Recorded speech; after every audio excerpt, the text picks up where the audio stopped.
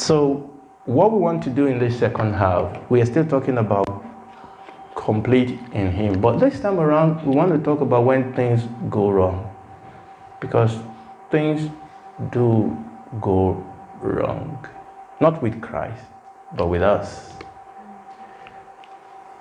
Like I said in the first half, and it is important for me to say that I'm a GP. And there's a reason why I told you that. Some of you already know that.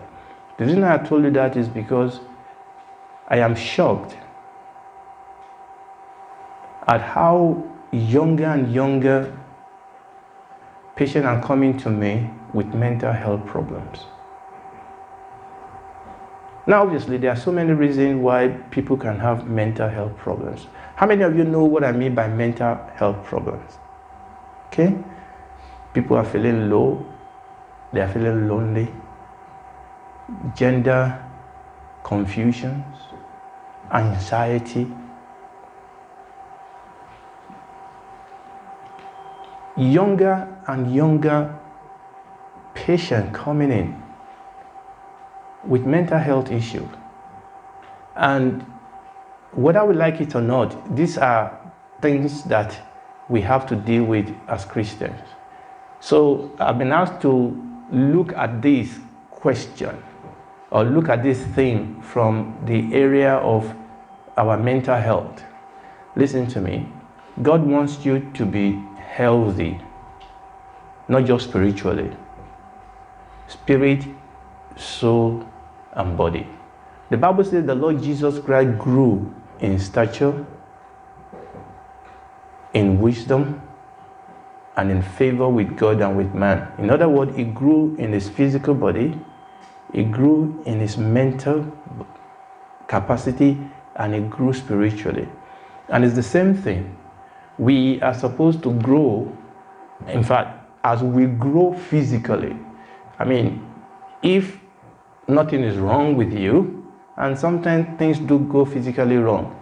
If nothing is wrong with you, well, let me put it this way. If nothing major is wrong with you physically, if you are eating, exercising, drinking water, you will automatically grow physically. Now, there are things that can go wrong that may affect that, but generally, most of us will grow as long as we are healthy and we are eating, sleeping, drinking well, exercising, we grow.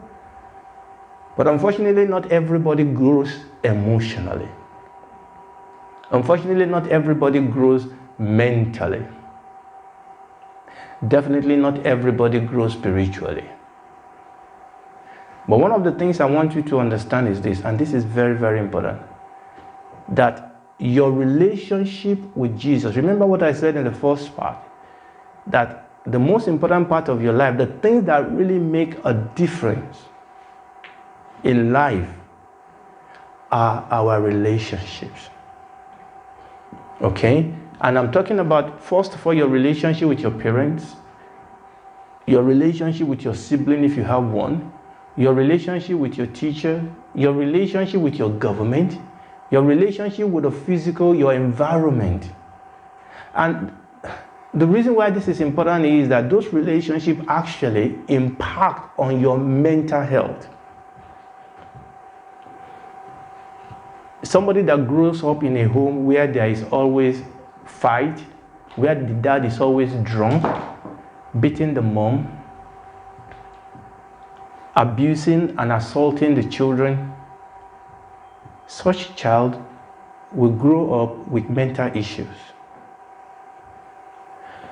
A child that grew up in a family where both parents already have mental health issues is also prone to grow up with mental issues. Remember what I said?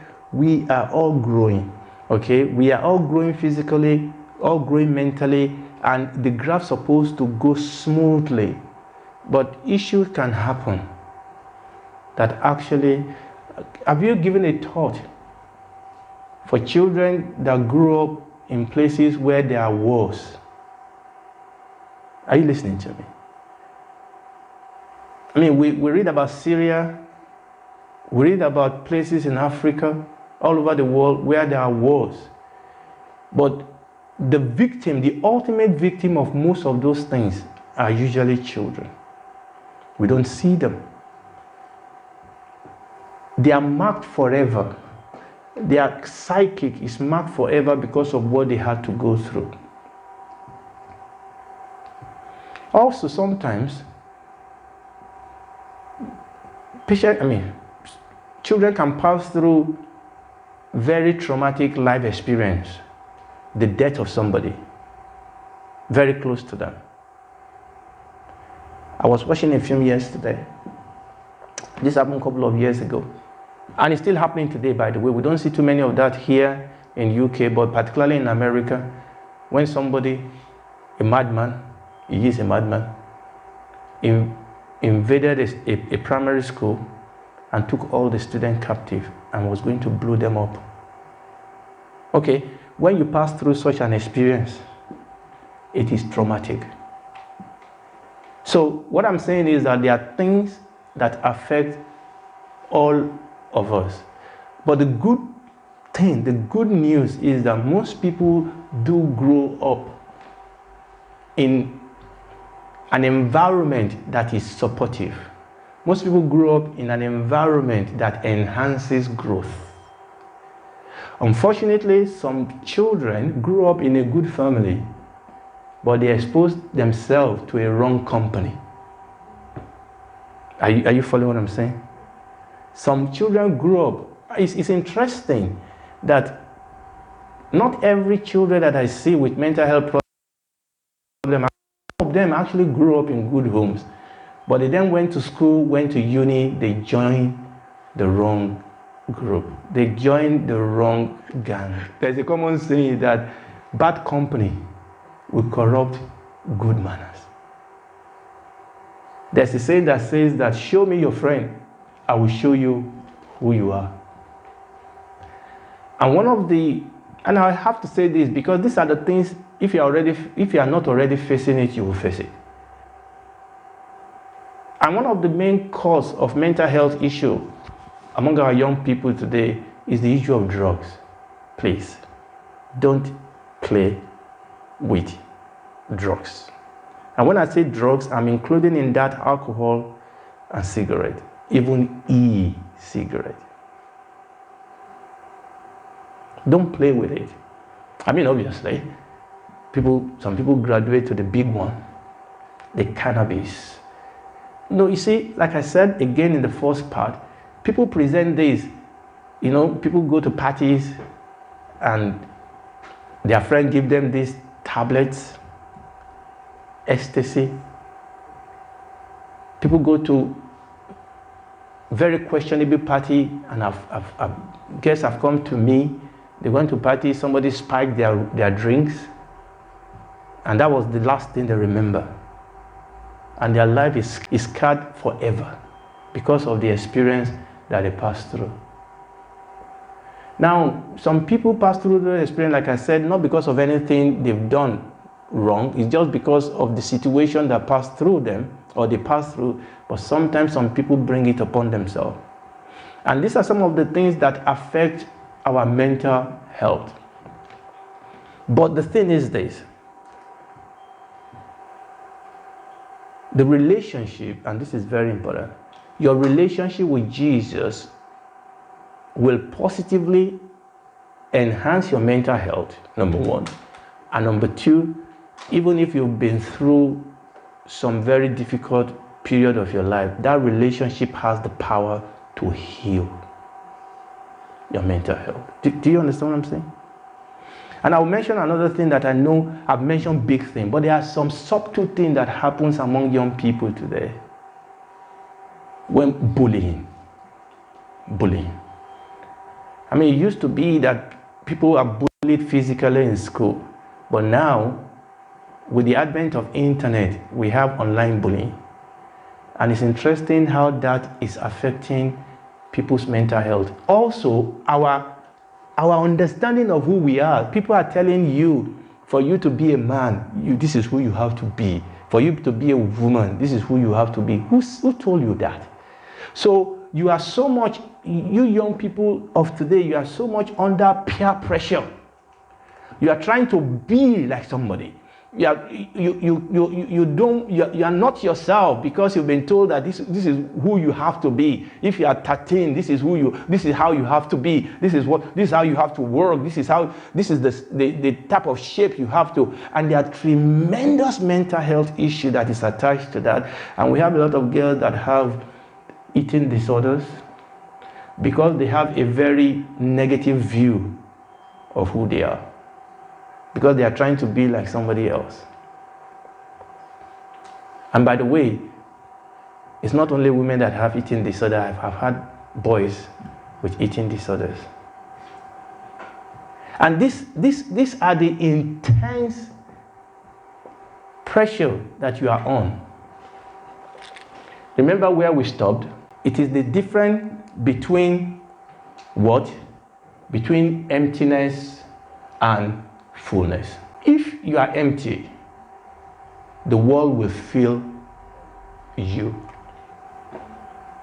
I'll say that again. Somebody put it this way. If you don't know who you are, somebody will tell you who they want you to be. If you don't know where you are going, somebody will take you to where you are not going. You are empty. You have no philosophy. You have no values. You have no goal. You have no belief. You don't know who you are. If you are empty, somebody will put garbage in you. But this is what we are trying to do today. We are trying to tell you who you are. And but not today, every single time you come to your church, to your meetings, to your teen, program and things like this. This is what we are trying to tell you who you are. This is who you are. Look, all of you here are black. They call us black. I don't like that word, but it's okay. I like calling us colored because technically we are not black. But it's okay, I don't mind. But you see, the thing is, you cannot talk me down because I know who I am. I'm not going to take responsibility for somebody else's stupidity. I'm not going to stop somebody from being racially abusive. I can't stop that. But the thing is that what you say or not say about me doesn't change me because I know who I am. I know that my color or your color doesn't define you. My gender or your gender doesn't define you. My weight or your weight doesn't define you. My height or your height doesn't define you. What defines you is the person that you are in yourself. That is what defines you. It's not the fact that you play football or you are the captain or you are the cheerleader or the cheerleaderess. That's not what defines you. What defines you, who are you? Are you kind?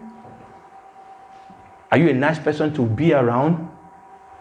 And all those are the things that actually make the difference. And those are the things that comes with your relationship with God.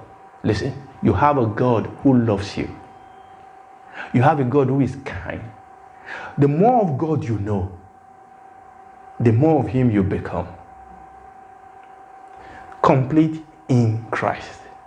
You need to know who God is. That's the way we build our relationship. What has God said about you? How does God look at you? How does God see you? Those are the things that are very important. Starting, number one, with your salvation. Because remember, all of us started this way, no matter what you have or what you don't have.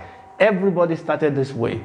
But if one day you receive Jesus into your life, because that is why He came so that we all can have the capacity and the ability to be filled with Him. But we all have to invite Him into our life. The Bible says that for God so loved the world that He gave His only begotten Son. We are all moving in one direction. We are headed in a wrong way, in a blank alley. But he came to save us. He came to help us. He came to bring us into a living, healthy relationship with himself. Let's put it this way. God adopted us into his own family. He brought us home to live with him, so that he can begin to fill us. And like I said, that all starts when we accept Jesus Christ into our life as our Lord and Savior. So if you are here, I don't want to take it for granted that all of us here, we've invited Jesus. You need to invite him into your heart. You need to say, Lord Jesus, I want you to come in. I want you to be my Lord. I accept you as my Lord. You need to do that first, more than any other thing. Like I said, that's the problem, that most people are empty within. Any life without Christ is empty, and Christ is true life. I mentioned that a little bit in the first part. No matter what you have, the richest man that ever lived, Solomon, after he had everything he wanted. Anything he wanted, he had it. At the end of that, you know what he said? Vanity upon vanity. All is vanity. And listen, I've read the story of so many people, great people in the world, on their deathbed.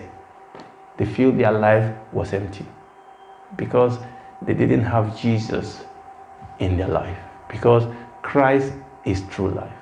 And we're talking about our mental health. The Bible says that the thief comes not but for to steal, to kill, and to destroy, but I am come that they might have life, and they might have it more abundantly. The Living Bible says that the thief's purpose is to steal, to kill, and to destroy.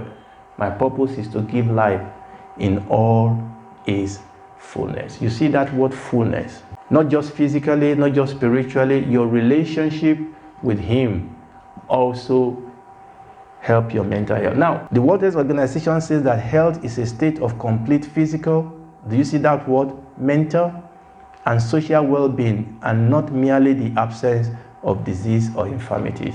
To be healthy is absence, it can be absence of disease, but also that you have that state of physical and mental and social well-being. Now, listen to me, and this is very important. But since 2011, they are now saying that health is much more than you just being physically, mentally, and emotionally well in yourself. But there is also the ability to adapt and self-manage in the face of social, physical, and emotional changes. And listen to me very well. And this is where I'm coming. That health is your ability to be able to adapt. Because every single one of us will face challenges. You remember what I said? People will come to you and they will try to bully you. People will come to you and they will try to say things, or they will try to tempt you. Do you have what it takes? Do you know God? Are you working with God so much that you know how to respond to that? You know how not to allow that to affect you. You know how to pray for them. The Bible says you should pray for those who despitefully use you. You know how to not allow what they said to tear you down, because that's one of the things, you know, bullies and people that say things, what they want is they want to see you cry. They want to see your head bow down. They say that and you look at them and you say, you know what, God bless you.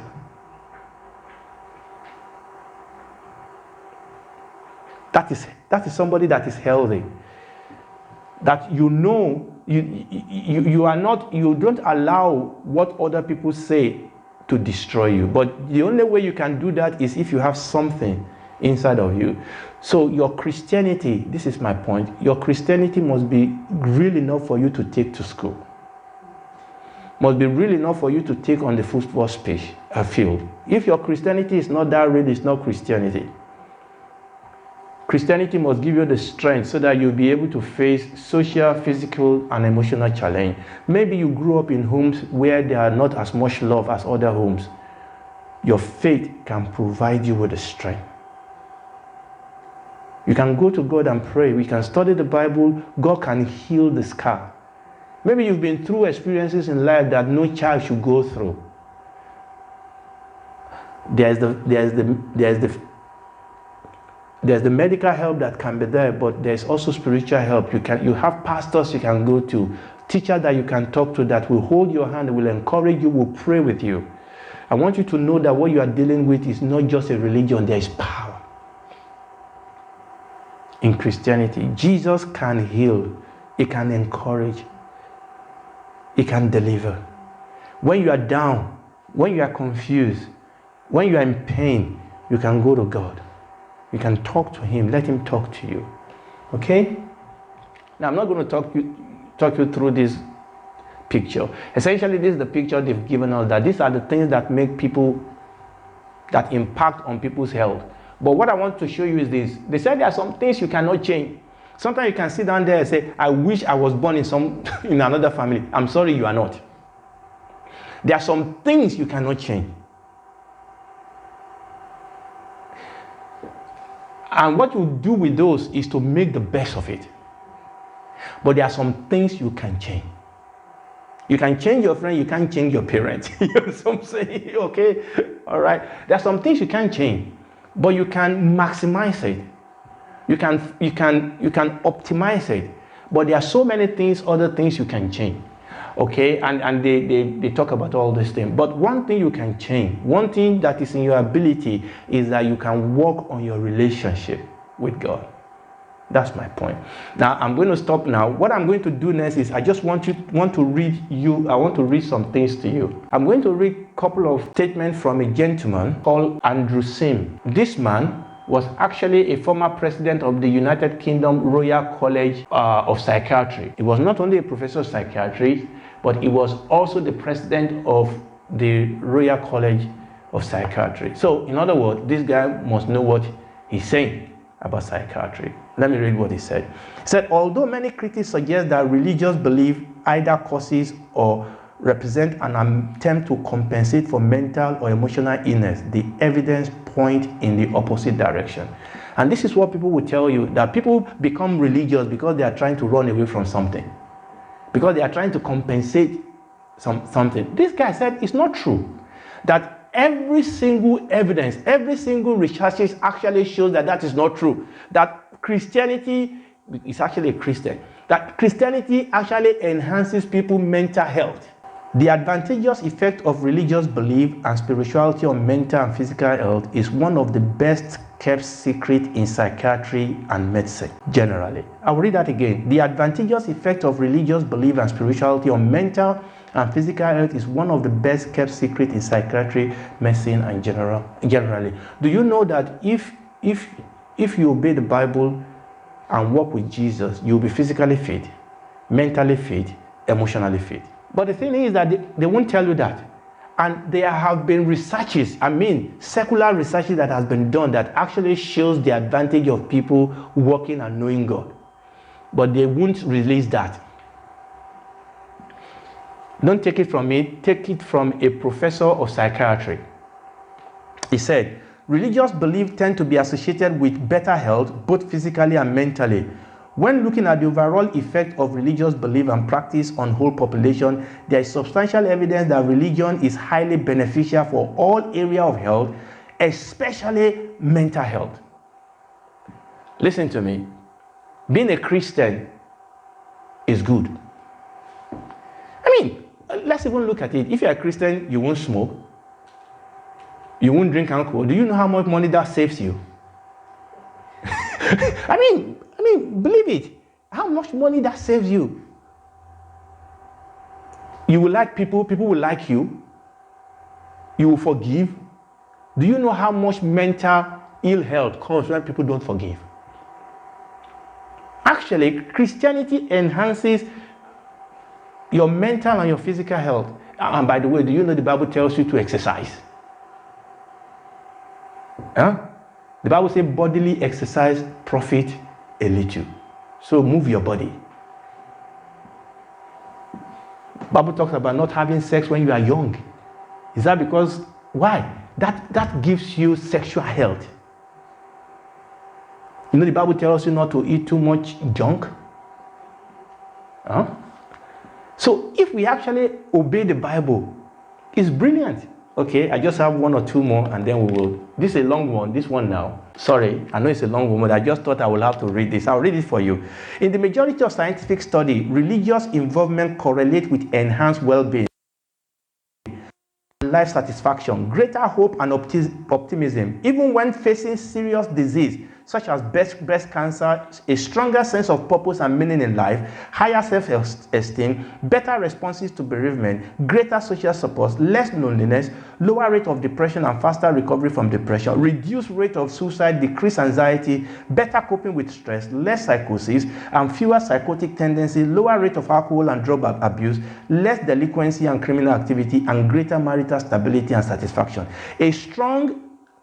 A strong faith and the positive relationship and thinking associated with church membership fortify the immune system, thus reducing the risk of cancer, improving general health, and protecting the cardiovascular system. So I want you to know that your Christianity is not just something that we just, just let do this. It is helpful in every area of life. It says, it is extraordinary and tragic that the finding of this large body of research are not better known.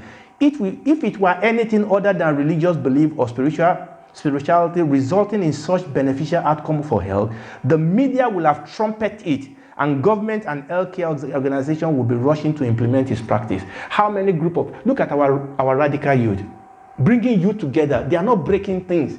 They are coming together, serving the Lord.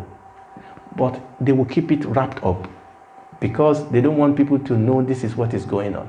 So we'll complete with that. 3 John 1:2. Dear friend, I pray that you may enjoy good health, that all may go well with you, even as your soul is getting along well. Good health. Your soul, your mental health. And that is the thing that you need to understand, that your Christianity will help every area of your life. It is good to serve the Lord. All right, good. Any question? Yes. So earlier you were speaking about being fully in Christ and you talked about some of the fruits of the Spirit. So do you receive them when you get the Holy Spirit, or is it something you have to consciously walk on this? Okay, very, very good question. Good question. All right, any other question? I learned this from John Lennox actually. John Lennox would take a couple of questions and answer them. Yes? How can the Bible reduce the chance of getting cancer and stuff? Sorry? How can the Bible reduce the chance of getting cancer? Okay, all right. So how can the Bible help us reduce the chance of getting cancer, all those things? Yes. How could you help a friend that has mental health if she's not a Christian? Okay, right. So let me take those three together, and then we will see. Let me start with the cancer stuff. All right. How can our Christian faith help us? For example, we all know now. Unfortunately, no matter what we do, talking generally now, everybody have the risk of developing cancer. Okay, I'm talking generally. As people grow older, and all those. But we also know that there are some things that increase the risk of people having cancer. For example, there are some cancer are more frequent in some people that have so many sexual partners. There are some cancer, for example, lung cancer. If people smoke, it increases lung cancer.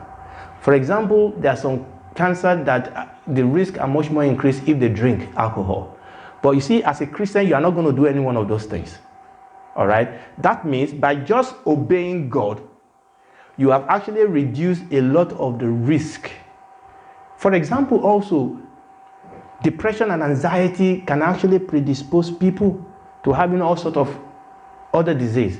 But because you are a Christian and you have received this peace and you are not living like the world are living, it actually reduces your risk. But in addition to that is the power of God. There is a power, there is a life. The Bible called it life. There's a life that flows through you. Now, Christian, don't misunderstand me, good Christian will also have cancer. But they can face that. I've seen Christians go through that experience worshiping God, their life become a testimony to other people, they can better cope with it than other people that don't have Jesus Christ in their life. Okay? They even know that if they die, they are going to heaven. They are going to meet God. They don't think that they are just going to disappear. And they know that even if they leave family behind, that God is going to take care of them. So they have that peace and joy. Okay? And that is very important. Okay, but what about when we have friends that they are not Christian? The best thing is just be a Christian to them. You see, when people are passing through situation, they just want a friend. You don't need to shove the Bible down their throat. Just be there for them. Leave your Christianity out by being a friend. Don't be like Job's friend. Job's 3 friends, they are terrible friends. Just be a friend. Just love them. Let your Christianity flow out. And when they start asking questions, answer their question. Okay? And one of the things I find out is that the devil, and you will see this in the news, when people are passing through situation, they are vulnerable. And the devil used that to recruit them. Okay? And that is where we come in. Okay? That if we are there for them, and a lot of the people that are recruited into terrorism and things like that, they are people that come from unstable homes. There are people that have emotional turmoil in their life, and some people come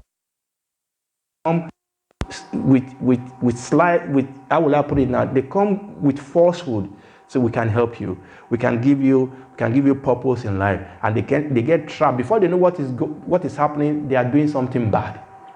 So as a Christian, just be there, pray for them. Okay, and prayer is very, very important. You see, we need to understand that there is power when we pray. Okay, now the third question, and this is very important. This the Bible calls it fruit of the Spirit. How does it happen? The picture I want you to see is the picture of a baby. Okay, now when a baby is born, 1-year-old, 2-year-old baby, that baby has everything the parents have. Okay, everything the parents have, but that baby cannot do what the parents do. Why? Because a baby. Okay, so when we are born again, we have those fruit in us. Okay, but we need to grow. Okay, so when we are born again, we may not be able to do too much. At the beginning, it may just be that we only can say Baba, Dada, but that's fine.